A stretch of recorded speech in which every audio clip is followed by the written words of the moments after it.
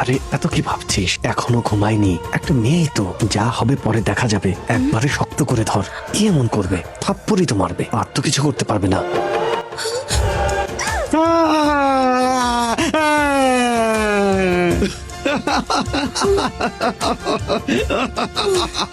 কত হলো? 250 টাকা ম্যাডাম। ভাঙতে লাগবে না, তুমি রেখে দাও। সাহস কি দেখো, একদম বাসা পর্যন্ত চলে এসেছে। বাবা, বাবা, দরজা খোলো বাবা, বাবা, বাবা জলদি। এই এতবার কেন বেল বাজাচ্ছিস মা? ভিতরে আয়। কি হয়েছে? এবার বুঝবে গ্রামের মানুষ কেমন। সঞ্জু, সঞ্জু, ঠিক জায়গায় এসেছো। এদিকে এসো। আমার নাম জানে কিভাবে? তোমার মা ফোনে জানিয়েছে তুমি আসবে। বিশ্বনাথ। আন্নু একই ট্রেনে আছে, আচ্ছা। এটা জানানোর জন্য তোমাকে কতবার ফোন করেছি, ধরোনি কেন? এসো এসো। কি বিপদে পড়লাম। ভেতরে এসো। তুই এতবার কলিং বেল বাজিয়েছিস কেন রে মা? বাবা, উনি। ওই যে জানাকপুরে আমার বন্ধু গায়ত্রী থাকে, বলেছিলাম না? হ্যাঁ, এ তারই ছেলে সঞ্জু। ও হায়দ্রাবাদে চাকরি পেয়েছে, আজ থেকেও এখানেই থাকবে।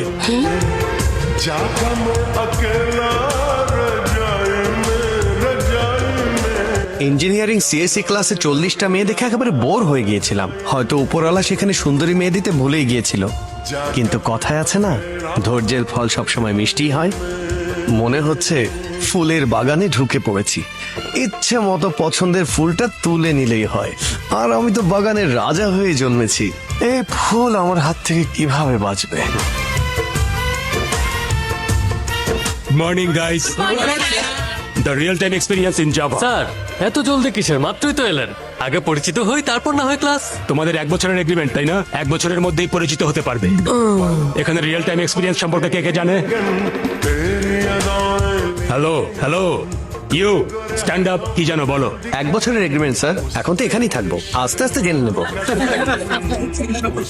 স্যার তো খুশি হয়নি, কিন্তু মনে হচ্ছে মেয়েরা পটে গেছে। শোনো, তোমার ওসব ফালতু জোকস এখানে শুনিও না। আরে না স্যার, গ্রামের মানুষদের জন্য অন্য জোকস, এটা তো শহরের জন্য।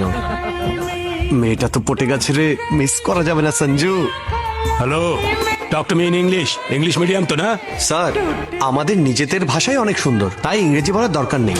বাংলা বলুন খুশি মনে। আচ্ছা, আপনি জানেন আমাদের মাতৃভাষা বিলুপ্ত হওয়া থেকে কারা বাঁচাচ্ছে? আমাদের মতো গ্রামের মানুষেরা, যারা ইংরেজি বলে না। Shut up. জানি না তোমার মতো মানুষদের এখানে চাকরি কে দিয়েছে। রিজিউমে কয়টা ল্যাঙ্গুয়েজের কথা লিখেছো? বাংলা, হিন্দি, ইংরেজি। আমি কম্পিউটার ল্যাঙ্গুয়েজের কথা বলছি। স্যার, হাতে লিখে বা কম্পিউটারে আমি এই 3টাই জানি, বাংলা, হিন্দি, ইংরেজি। আমি জানতে চাচ্ছি C, C plus plus, Java এসবের ব্যাপারে। Oh I see. যা জানতে চেয়েছি তার উত্তর দাও। এই আইসি আবার কি? তোমার হবি কি লিখেছো? তথ্যটা বলবো না রেজুমেতে যেটা লিখেছি সেটা? দুইটা কি আলাদা নাকি? প্রথমে নিজেরটা বলো, পরে যেটা রিজুমিতে লিখেছো সেটা বলো। গ্রামের ছেলেরা আর কি হবি হবে? মাকে বলে মুভি দেখা, বাবার থেকে লুকিয়ে সিগারেট খাওয়া, অবসর সময় ক্রিকেট খেলা, আর সুযোগ পেলে মেয়েদের সাথে লাইন মারা। কিন্তু সিভিতে reading books, watching news, browsing net. তোমার কাছে একটা হাম্বল রিকোয়েস্ট আছে। It's granted. আচ্ছা, বিয়ের আগে তোমার ওয়াইফকে অবশ্যই বলবে যে তোমার মাথায় সমস্যা আছে, নয়তো মেয়েটা সর্বনাশ হবে। আরে বিয়ে কে করবে স্যার? আপনি জানেন একটা সার্ভে হয়েছিল, প্রতি 1000 জন পুরুষের জন্য মাত্র 945 জন মেয়ে আছে।